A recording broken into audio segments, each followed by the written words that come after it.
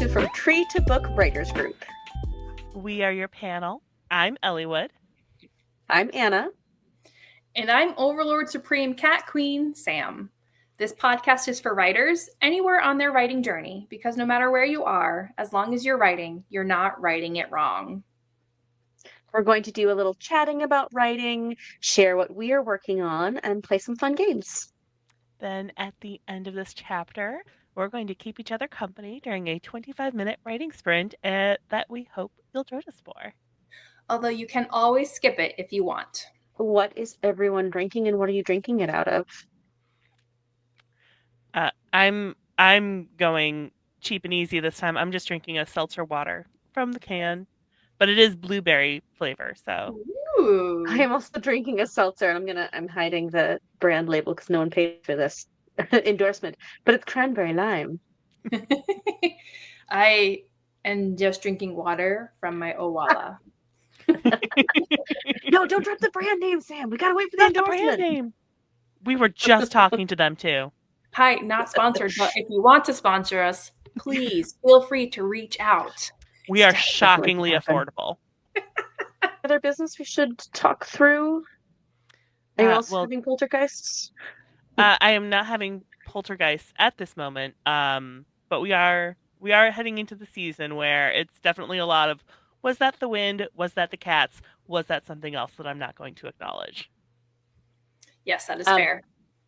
I always like to tell the story of, I think this was when I was pregnant with my first child, and so I was sleeping during the day, which never used to happen when I was younger, but I was taking a nap, just kind of dazing, and the door to my bedroom just creaked open. And when you're half sleeping, eyes wide open. And I was just lying there, panicking, and I'm wait, no, I have a cat. And then I remembered that the cat was sleeping on my feet. It's oh no. And then I remembered I have a second cat. True story. That was a real roller coaster. Was it Mr. Pim? Yeah. I don't remember if the sleeping cat, probably Mr. Pim was sleeping on my feet and Rupert was the one who came in. But that sounds right. I mean, sadly they are both gone now, so I could still be haunted by their little furry ghosts. True. Mm-hmm. Yep. Which would be adorable. All right. Well, let's see. What if folks either reading or writing if they want to talk about? So I'm still working on my accidental necromancer story, slowly adding words there. But I'm actually currently reading this book called How to Survive Camping, The Man with No Shadow. So it's this kind of guidebook about fictional, clearly. But it's about this woman who runs her family owns a campground. It's been in the family for hundreds of years, but it's basically surrounded by a bunch of supernatural creatures. And so it's she has to maintain the balance between her campground and the creatures.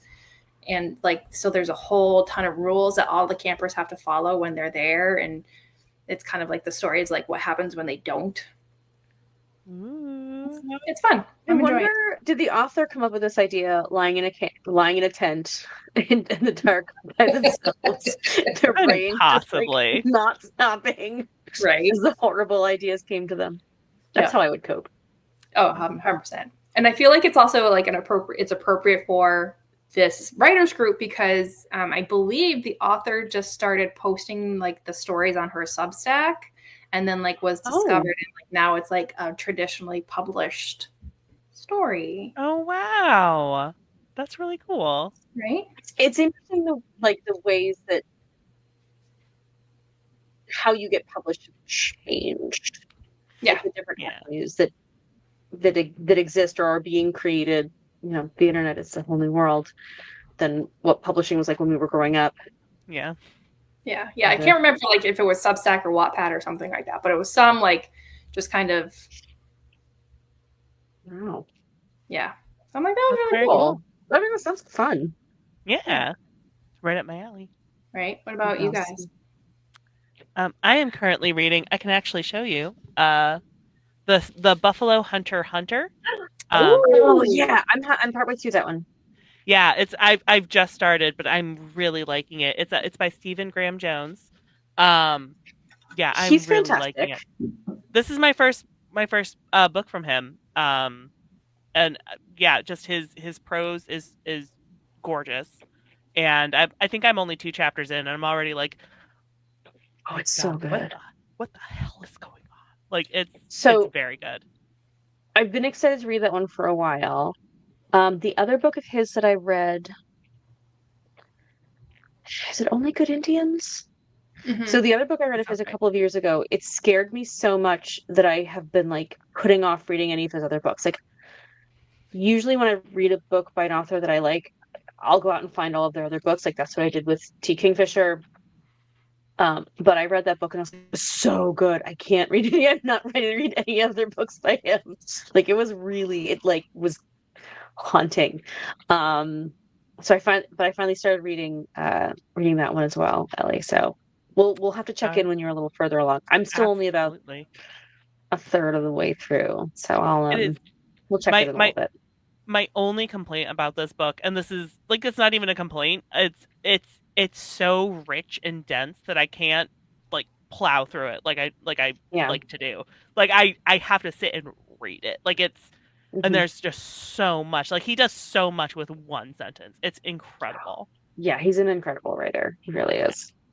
Um, well, in typical Anna uh, fashion, I am reading more than one book at a time, so I won't talk about Buffalo Hunter because you just did.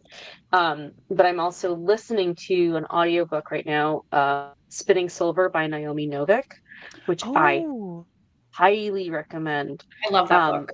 I think I bought oh, it, you but I read it haven't already, read it yet. Sam? It's on my to be read.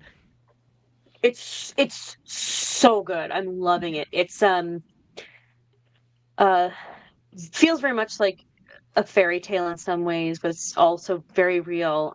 It's loosely inspired by Rumpelstiltskin and I think some other Eastern European fairy tales. It's oh man, it's really good. Like multiple viewpoints,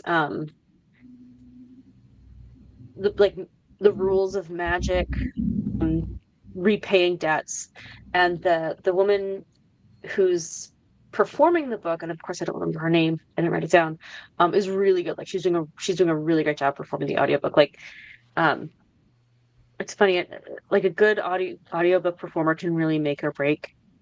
Like there's a couple of times because my husband listens to a lot of audiobooks, and so like I'll recommend something and then he'll listen to it and be like, I didn't like it. I'm like, what are you talking about? It was so good. He's like, no, I didn't like it. And then we'll Yeah. talk about it. It's like, oh, the person reading the book wasn't very good.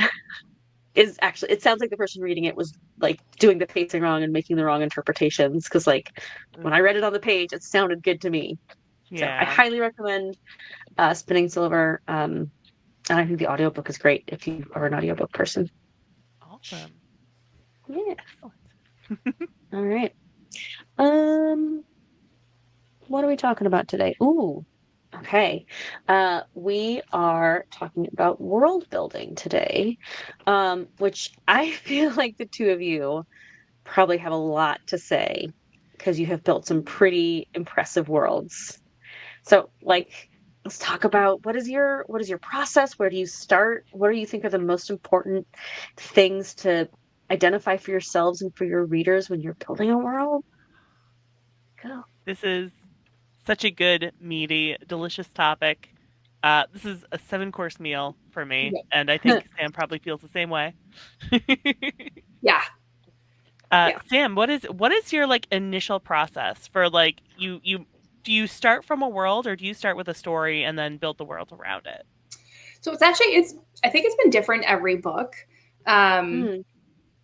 And so I think for this current one, it was I had the idea for the story and then kind of built the world around it. So it's like, I knew I wanted a character who was a necromancer, but didn't know what she was doing and hadn't been trained about it. So it's like I had to like basically kind of build the world around her. And so for this one, what I did was like, I'm like, well, what are all my favorite tropes that go along with that kind of character in like for a world. So it's like, I wanted a small town, I wanted a festival, I wanted clearly a lot of magic, and magic is just part of the everyday thing. Magic wasn't necessarily frowned upon.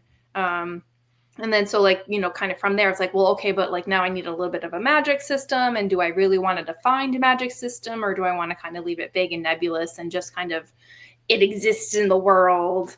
And then who populates the world, and then kind of from there is like, do I need to worry about the government system? And then how, like, kind of do I focus on the world around outside this town? So it's like, I started small and then built out.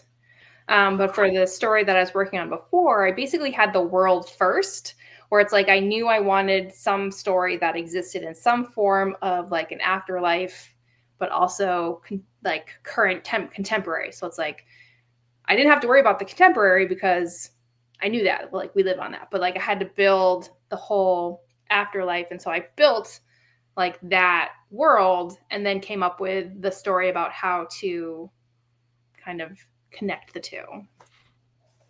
Absolutely, yeah.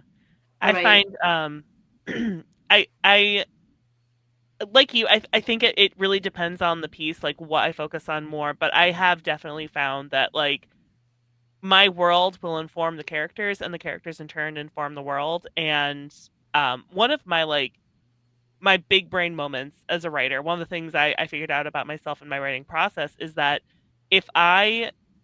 when I'm drafting, if there's like something that I kind of get caught on and I lose momentum, like it can kill the whole book for me if it happens too many times. So I started getting in the habit of, part of my pre-book process is sitting down and saying, okay, where are they? Who are all the main characters, but also who are they related to? Who are their friends? Who are their like ex-lovers? Because I know at some point in the book, I'm going to be writing a scene, someone's going to reference, oh yeah, I had this childhood friend, like as part of a conversation. And if I have to stop and think, who is, like, what's their name? What's their deal? Who are they from? Did they end on good terms? Like, if I have to stop away from the story to think about that, it takes me out, and it's really hard for me to get back in. So I just, have a 60-page notes document that's mapping out all of the small town businesses and who runs them and who has beef with each other. And you can always go back to that helps. well whenever you're like, who would be the person who would say that? Oh, it's the butcher. They would definitely say that about the candlestick maker. Exactly. And oh my God, I could tell you. One of the things I also kind of like early on when I was kind of developing this technique, I also forced myself to say, what's some hot gossip? Because this was for Blue Dye Beach when I was developing it. And so I knew it was going to be a small town at that point, like my little dream beach town. And I was like, everyone's got some kind of history with everyone. So like, let's record some of this. And there are entire subplots that will never make it onto the page. But Edie's father, I know, Edie's father, Teddy, has a rival at his local community theater. There are two people who control most of the real estate. Like, they're the two wealthiest people in town, and they have a deep rivalry. We're never going to hear about it. They had bidding wars. We're never going to know. and it helps inform the story, because even if, like, it never makes it onto the page, or it makes it onto the page and I have to cut it, there's still, I think, a depth there that I can still access. Yeah. They still feel more real. And again, it comes out of like, okay, well, where do these kids go to hang out after school? They'd go to the pizza shop. Who works at the pizza shop? Obviously, this married couple. You already know, you've got that planned. Exactly. Yep. So it really helps, even in like contemporary worlds, but also there's a lot of secrets in Blue Dye that I spent a lot of time developing that have been trickling out through the series. And obviously I spend a lot more time with it if I'm in a deeper fantasy space like Sam is. Although currently most of that goes towards when I'm world building for my D&D campaigns, which is kind of where I stumbled over this technique anyway, because I was always trying to think ahead of my players. You world build like a DM. It really helps. It helps people with brains like me. because I was always thinking like, okay, I need to get my players to this city. I know what's going on in this city, but I know they're not going to pay attention to what's going on in the plot. They're going to wander into a store. They're going to find a goblin, be best friends with him.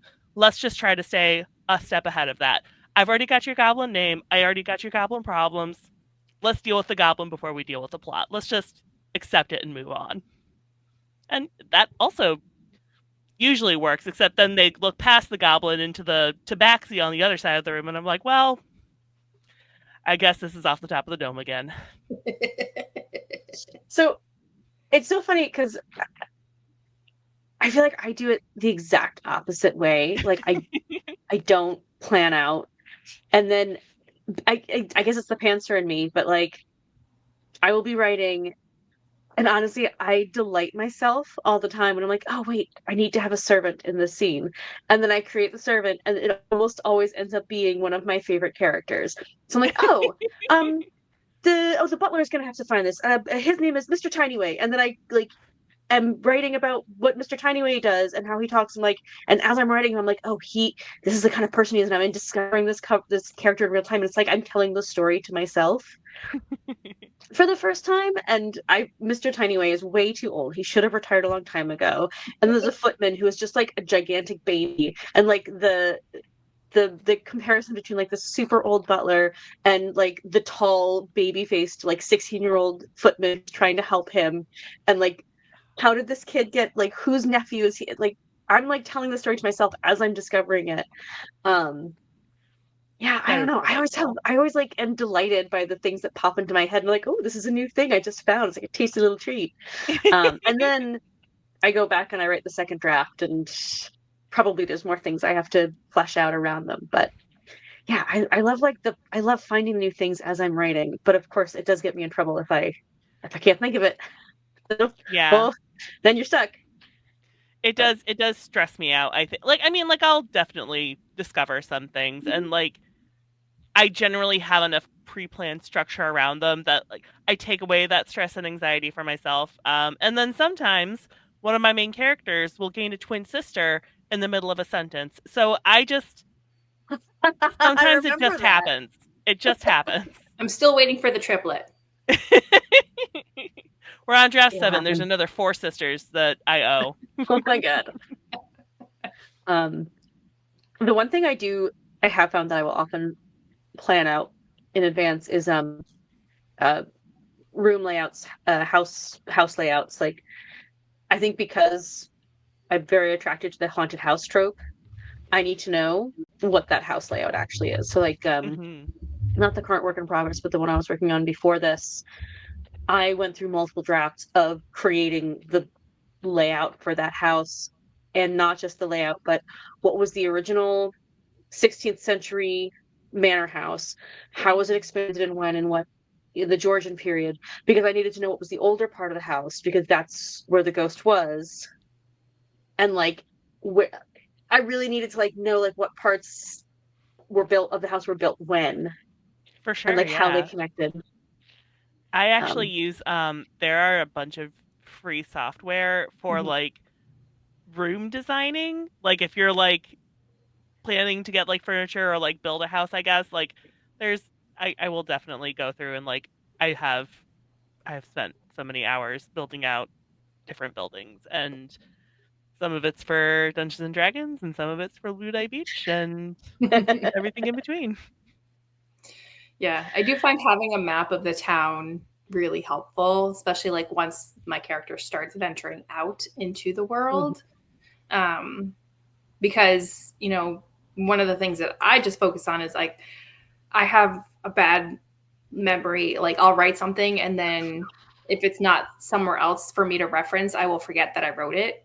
And so I think the reason why I plan so much is because I need it somewhere else so that I have a reference, because I will just forget it if I'm pantsing. And so like if it's something important that I need to refer to again, I don't want to have to like page through like my entire story. That's a big one for me too. We've all had to do that. Yeah, I definitely fell into the trap though, because I did make a map of Blue Dye when I was writing the first first draft of the first book. And when I went back to edit it, I noticed I have a lot of street directions in here that no one cares about. It was just me looking at the map while I was writing and going, okay, so if they're going here, they're going to turn left on Palm Tree Road, and then they're going to need to go straight over that. Yeah, I had to cut a lot of that out. Yeah. That's not helpful. You can leave that part out. No. Yeah.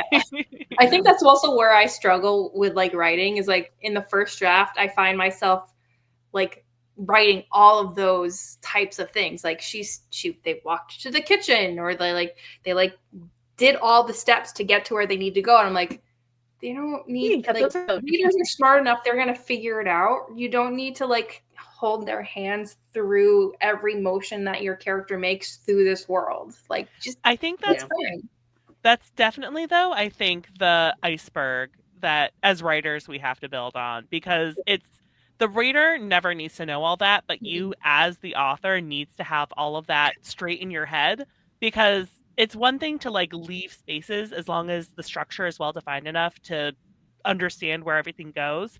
And it's another thing entirely to have things just kind of scattered around and have no clear underlying idea. Because the reader will pick up on that faster. Oh, yeah. If that's not there. No. Yeah. So I firmly advocate for first draft, map out every single footstep. If you have to, you can always go back and take it out. Yeah, exactly. Yeah, sure. Which is funny because like my first drafts are usually like long, and it's because of that. But I don't have any description of any setting or character in there. Like there's none of that. She walked past the giant potted fern, and then she turned left at the refrigerator. But then she opened up the cupboard that her grandfather had built in 1872. See, exactly. That's the best of both worlds.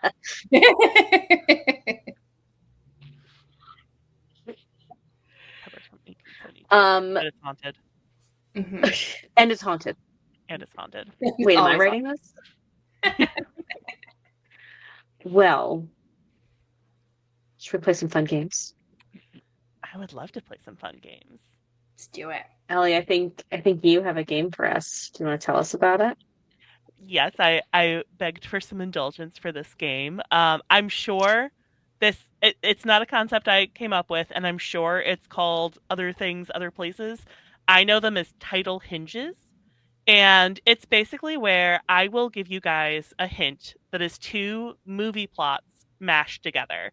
And what you guys have to do is from that hint, realize what are the two titles that are combined with a beginning and ending word in those titles. And we'll do a practice round because it's a little difficult to explain.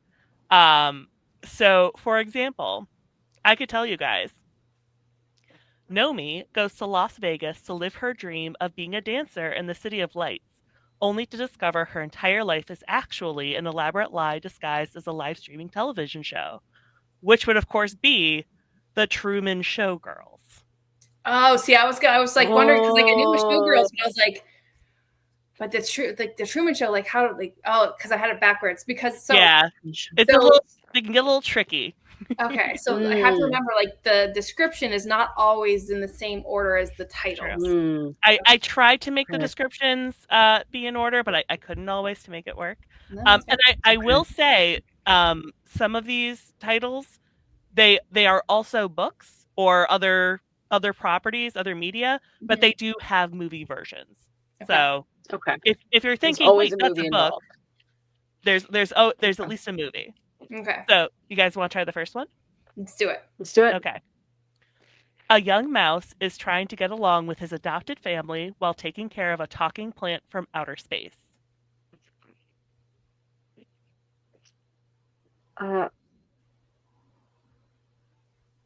Stuart Little Shop of Horrors. Oh, I could not have planned that one better. That was beautiful. It is Stuart Little Shop of Horrors. Great job, guys. All right. You feel good? You want to try a little bit trickier one? Let's do it. It might be a little more obscure. Okay. Monty Python tries to answer the age-old question of what it would look like if George Bailey had never been born in Bedford Falls, but instead one stable away from Jesus Christ. It's a It's a Wonderful Wonderful Life of Brian. There you go. Not quite as in sync. That's okay. That's okay. All right.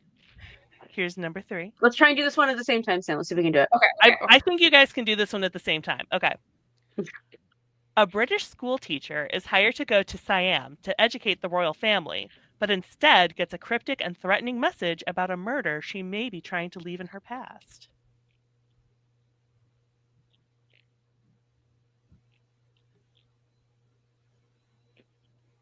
A cryptic message about a murder she's trying to leave in her past. And it's a movie. It's 2 movies. They may have been also other things, but they're definitely movies. Okay, so it's The King and I. Or is it Anna and the King? Because Anna and the King is the movie is The King and I. No, there's 2 different movies. So there's The King and I, which is based on the musical, and there's Anna and the King, which was the one with Jodie Foster. And I'll give you that it's The King and I. Okay. Do you want me to read the hint again? Yes. Okay. A British school teacher is hired to go to Siam to educate the royal family, but instead gets a cryptic and threatening message about a murder she may be trying to leave in her past.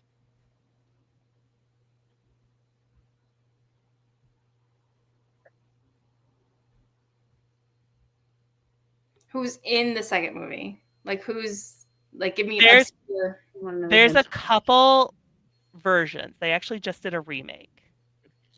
And the one that you guys would probably be most familiar with would have had Sarah Michelle Gellar in it. Oh, The King and I Know What You Did I Know What You Did Last Summer. That's right. Good job, Sam.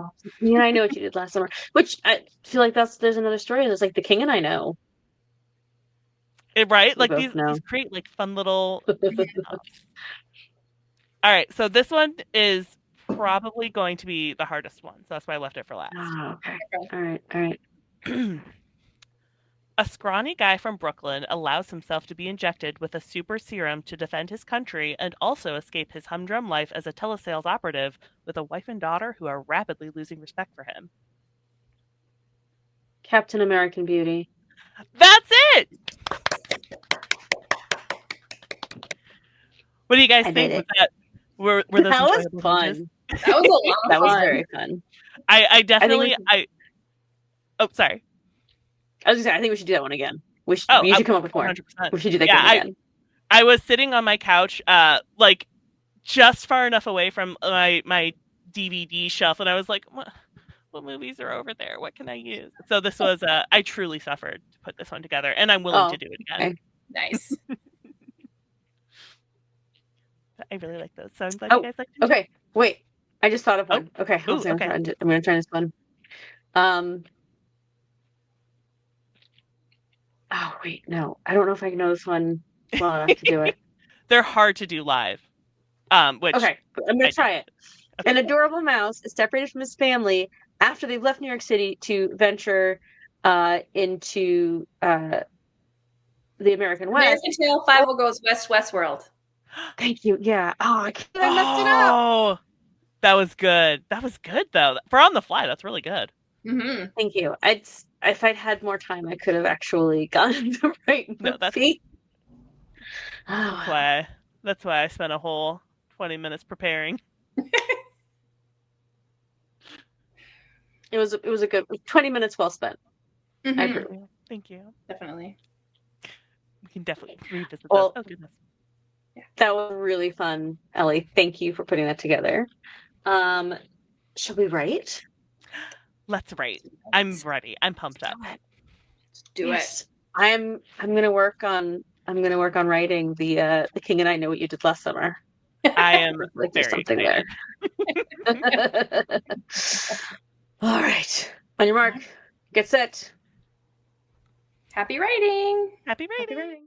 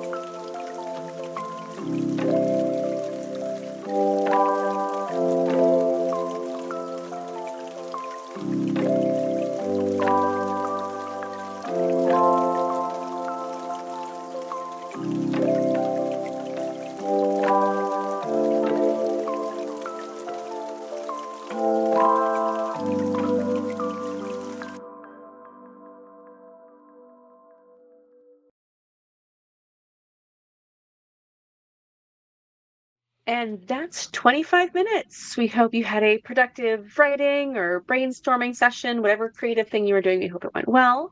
We'd love to hear from you how it went. So go ahead, put your progress in the comments, friends. We want to hear from you. Please like, review, subscribe to us wherever you get your podcasts. Follow us on social media. Links to everything are in the podcast description. From Treat a Book Writers Group is produced in partnership with Hook and Quill Press, LLC. Please check out their socials as well. And remember, wherever we are, we're writing together.